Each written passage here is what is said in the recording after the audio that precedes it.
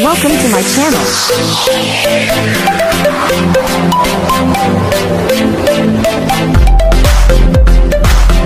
Hello everyone! Welcome back again to my channel. So mga kasukay, mga kalingap, happy Sunday po sa ating lahat. So for today's vlog, eto may mga pangyayari palang ganito na di natin alam. So eto nga, ibinuking siya, si Beyonce ibinuking ni Rose Ann at ni Dara. So alamin natin sa video na ito. Pero bago natin simulan yan, huwag niyo pong kakalimutang mag-subscribe. Val Santos Matubang, Kalingap Rob at Edna Vlogs, at support po natin si Kalingap Edu. At yung aking YouTube channel, Gandang Emmy, sa mga hindi pa po nakapag-subscribe, please subscribe and please hit the notification bell para lagi po kayong updated sa aking mga ina-upload na mga reaction video. So eto, alamin po natin. Ano ba yung ibinuking ni Rose Ann at ni Dara? Tara, panoorin po natin ito. Bians, buti pinayagan ka nila mama mo. Pinaalam ko ako ni ano ko yan. Ano? Pinaalam ko. Pinaalam ka, Neds? Ay, grabe. Kanina po. Kanina lang po kumano. Ay, grabe. Pinaalam pala siya? Oo, pinuntahan ko yan. Pinuntahan? Ay, grabe.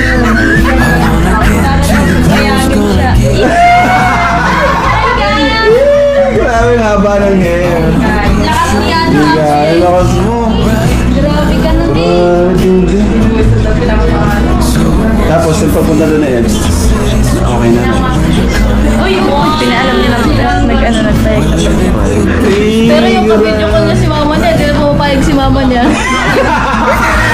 Yung ano yung isang araw. Tapos pagpaalam ni Kuya ito, pumayag na. Lakas. Baka di na iniwala sa'yo. Nakakatuwa naman, no? Ang haba talaga ng hair ni Beyonce Kalingap Rob, no? Nakakatuwa siya, ang lakas niya kay Kalingap Edo. Si Kalingap Edo mismo yung nagsundo dito kay Beyonce para makasama dyan, no? Mga kasukay, mga Kalingap. At nakakatuwa, no?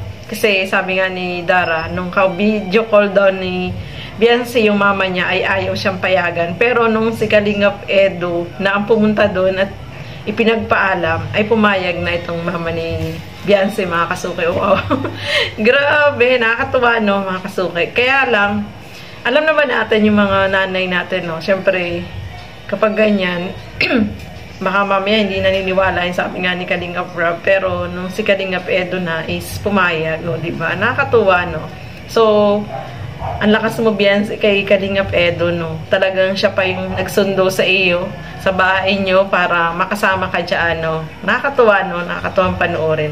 Ang, ano talaga ni Kalingap Edo. Napakabait. At alam nyo naman yan, napaka, ano yan, caring yan. At napaka, anong tawag doon?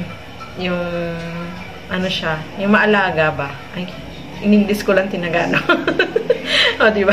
So, ayan nga, mga kasukay, may ganun palang pangyayari na nakakatuwa lang na si Kalingap Edo ay talagang nag-i-effort para dito kay Beyonce. O, diba? Para maisama dyan, no? Kasi, yun nga, yung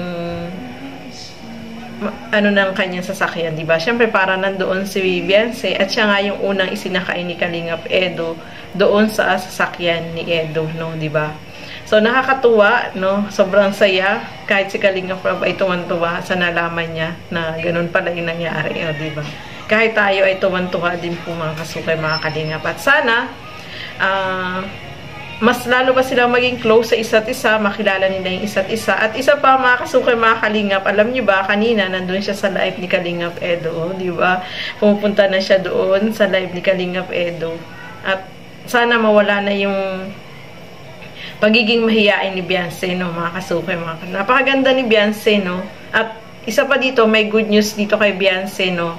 Yung, di ba, yung ngipin po niya is pina-check up, no. At maraming kailangang lagyan siya ng pastahan, tapos kailangan kung gusto i-brace yung ngipin niya. Pero meron na po siyang sponsor, napakabait ng sponsor na talagang sumusuporta, no, sa lahat ng mga Kalingap Angels, ay lagi po siyang tumutulong sa mga Kalingap Angels. So, abangan po natin yan, mga kasukay, mga Kalingap, dun sa pagpaano ng ngipin, pagpaayos ng ngipin ni Beyonce, no.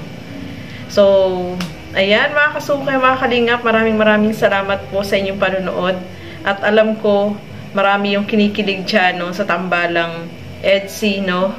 Marami yung nagmamahal sa kanila at maraming, syempre, blessing na darating dito kay Beyonce. Basta maging humble lang siya, huwag siyang magbabago, no.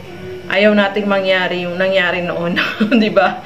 Na talagang minahal na natin yung kanilang tambalang tapos biglang nawala. So, etong tambalang EDSI, sana ay huwag gumaya doon, no, mga kasukay, mga kalingap.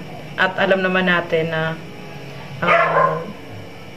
si Beyonce ay napakabait niya, no. Sana wag lang siya magbago, no, mga kasukay, mga kalingap. At nandiyan lang naman si Kalingap Edo para sumuporta sa kanya, di ba?